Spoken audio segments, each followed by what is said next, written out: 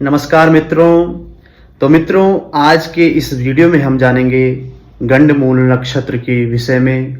तो मित्रों, हमारे भारतीय ज्योतिष शास्त्रों के अनुसार हमारे शास्त्रों में 6 प्रकार के गंडमूल नक्षत्र बतलाए गए हैं, जो कि क्रमशः हैं अश्विनी, आश्लेषा, मगा, ज्येष्ठा, मूल और रेवती। तो मित्रों, इन 6 नक्षत्रों का हमारे ऋषि मुनियों ने अपने धर्म ग्रंथों में उल्लेख किया है, जो कि 6 प्रकार के बतलाए गए हैं। तो मित्रों, इन 6 नक्षत्रों का अलग अलग प्रभाव है। इन 6 नक्षत्रों के प्रत्येक के 4-4 चरण होते हैं। तो मित्रों, जब जातक जन्म लेता है, यदि उस समय गंडमूल नक्षत्र चल रहा हो, इन 6 नक्षत्रों में से भी किसी का भी काल चल रहा हो, तो देखा जाता है कि इस नक्षत्र का कौन सा चरण चल रहा है इस समय, और उस चरण के अनुसार फिर उस चीज का फल कथन किया जाता है। तो मित्रों, आइए जानते हैं आगे कि प्रत्येक चरणों का क्या क्या फल कथन है। तो बने रहिए, देखते रहिए।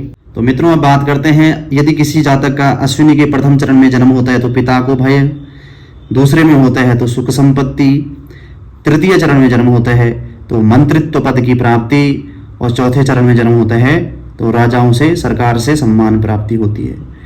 अब दूसरे नक्षत्र की बात करते हैं, आश्लेषा। आश्लेषा के प्रथम चरण में जन्म होता है तो शांति से शुभ, दूसरे में होता है तो धनहानि, तीसरे में होता तो माता को कष्ट, और चौथे में होता जन्म तो पिता को कष्ट रहता है।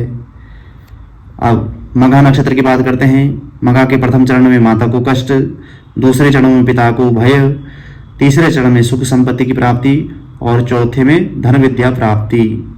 अब हम ज्येष्ठ नक्षत्र की बात करते हैं। पहले चरण में जन्म होता तो बड़े भाई को कष्ट, दूसरे में होता तो छोटे भाई को कष्ट, तीसरे में होता तो माता को नेष्ट, और चौथे में होता है तो सुख में कमी। मूल नक्षत्र की बात करें तो पहले चरण में जन्म होता है मूल के तो पिता को नेष्ट, दूसरे में होता तो माता को नेष्ट, तीसरे में होता तो धन हानि, और चौथे में होता तो शांति से शुभ करवाया जा सकता है।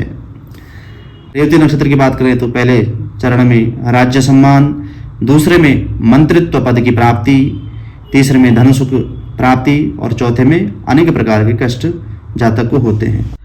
तो मित्रों, यदि आपके भी बच्चों का इन 6 नक्षत्रों में से किसी भी नक्षत्र में अगर जन्म होता है तो आप उसकी गंडमूल शांति अवश्य करवाएं। किसी विद्वान आचार्य को बुलाकर अवश्य एक बार जीवन में शांति करवाना जरूरी है।